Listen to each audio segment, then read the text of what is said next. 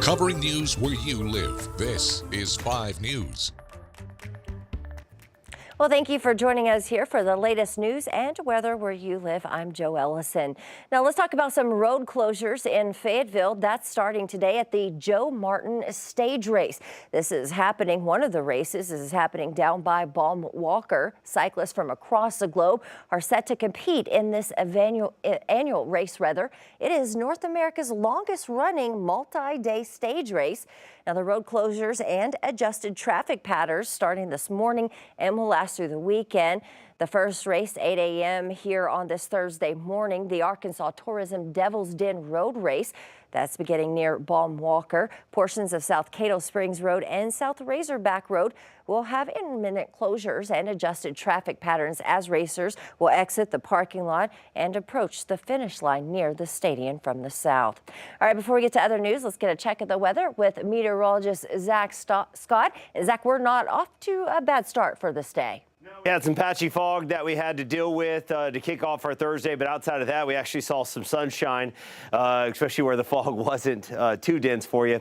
Yeah, overall, not a bad day. We are talking about some warmer weather coming in ahead of our next front. We got a low-end rain chance. We've had a rain chance the last several days, but just like the last few days, that chance has been very spotty, very isolated. Stray shower can't be rolled out. Upper 70s, low 80s, northwest Arkansas, mostly looking at lower to mid 80s in the River Valley. Again, anyone could see that stray afternoon, early evening isolated downpour. We'll be watching it for you. Those rain and storm chances do pick up. However, as we get into Friday, we've been talking about it the last couple days.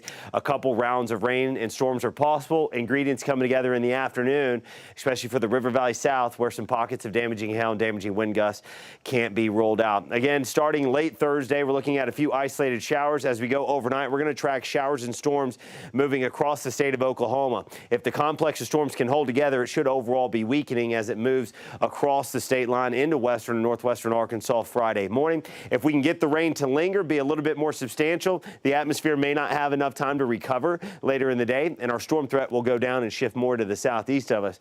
If the morning rain gets in and out of here, Joe, we're going to have to watch it. These storms, you see the bright colors showing up there, could pack a little bit more of a punch if the atmosphere has time to recover. Again, we'll be tracking that yellow weather alert day for Friday. Thanks so much, Zach. Well, for the first time in Arkansas, a 9/11 memorial has made its way to Fayetteville. It's called the Tunnel to Towers, and starting this morning on Thursday, you can check it out at the Northwest Arkansas Mall. This 1,100 square foot exhibit features artifacts and the history of 9/11 with firefighters there to tell their experiences. Ben Dykes with the Washington County Veterans Services says it's been their priority to unite people through history. I mean, the military, law enforcement, there's a tradition of never forget. And that goes all the way back to World War I, World War II. We're told never to forget.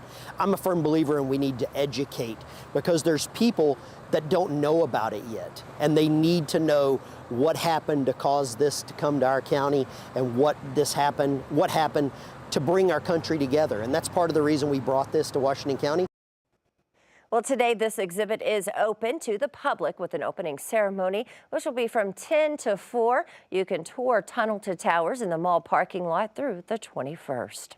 Well, the investigation will continue into what caused a plane to crash in southern Washington County. One man on board, identified as the pilot, was pronounced dead.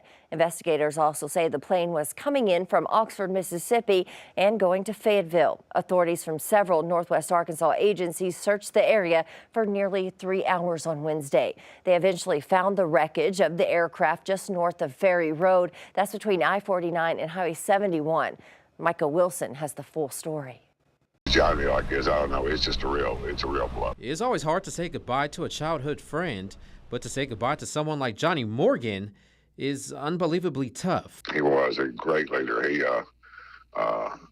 He just cared and loved Oxford and Ole Miss so much. Morgan was a Mississippi State Senator for 8 years, according to Oxford, Mississippi's mayor.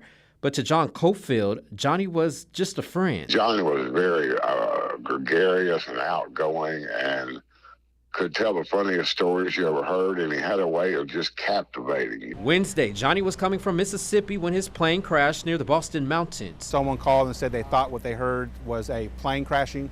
They heard the plane sputter and then a loud bang. I spoke with one neighbor who heard the crash.